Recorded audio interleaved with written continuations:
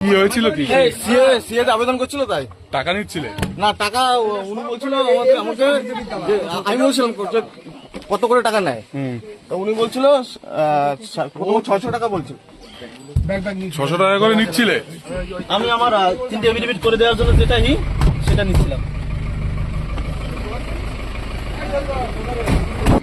দেখুন, সংবাদটা পাওয়ার পর আমি এসেছি এবং এই ঘটনাটা নতুন কিছু নয়।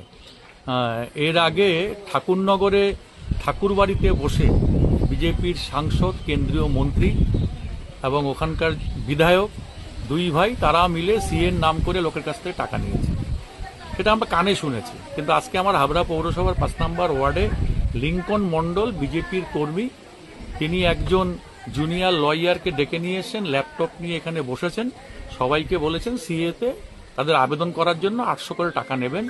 এই মানুষগুলোর ভোটার তালিকায় নাম নেই, নাম তুলে দেওয়ার জন্য টাকাটা নিচ্ছে। আমরা দীর্ঘদিন যাবত যে কথাটা বলে আসছিলাম সেই কথাটাই কিন্তু আজকে প্রমাণিত হলো যে বিজেপি ওপার বাংলা থেকে উদ্বাস্তু হয়ে যে মানুষগুলো আসছেন সেই মানুষগুলোর হিন্দুত্বের নামে ভোট নেয়, আবার এই মানুষগুলোর ভোটটাকে কাটার জন্য তারা ব্যস্ত হয়ে পড়ে, আবার সিএর নামে এদের কাছ থেকে টাকা নিয়ে প্রতারণা করছে। এটা আজকে একদম হাতে নাতে আমরা ধরে ফেলেছি।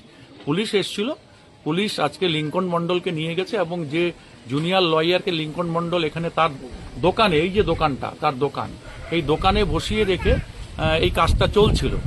ইতিমধ্যেই প্রায় 6-7 জনের কাছ থেকে টাকা নেওয়া হয়ে গেছে।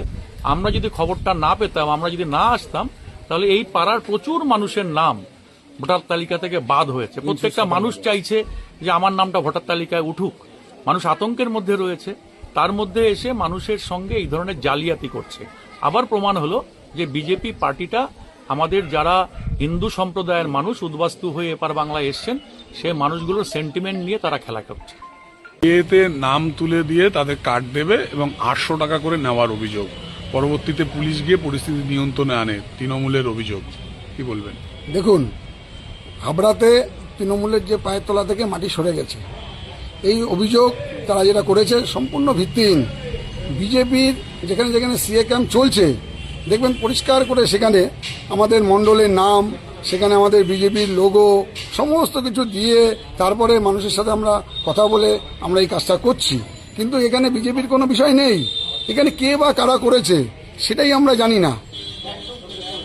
সম্পূর্ণ একটা প্রোপাগান্ডা চাপিয়ে বিজেপির নামে বদনাম করার একটা ষড়যন্ত্র চলেছে, পুরোটাই পরিকল্পনা মাফিক।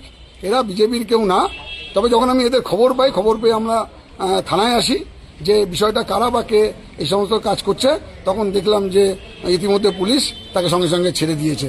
তাহলে দোষী বা ছেড়েও দিল। আসলে বুঝতে পারছেন সবটাই পরিকল্পিত, গুজব লটানো, যাতে বিজেপির কর্মীদের গায়ে দাগ লাগানোর একটা চেষ্টা।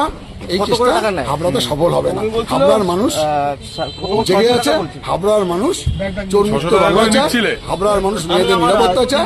আগামী দিনে হাবড়ার মানুষ এখানে আমাদের যে প্রতীক পদ্মফুলে ভোট দিয়ে আগামী দিনে পদ্মফুলের প্রার্থীকে জয়যুক্ত করে তৃণমূলকে উচিত শিক্ষা দিয়ে দেবে যে এসব প্রোপাগান্ডা চাপিয়ে ভুল বুঝিয়ে মানুষকে বিভ্রান্ত করে কোনো লাভ হবে।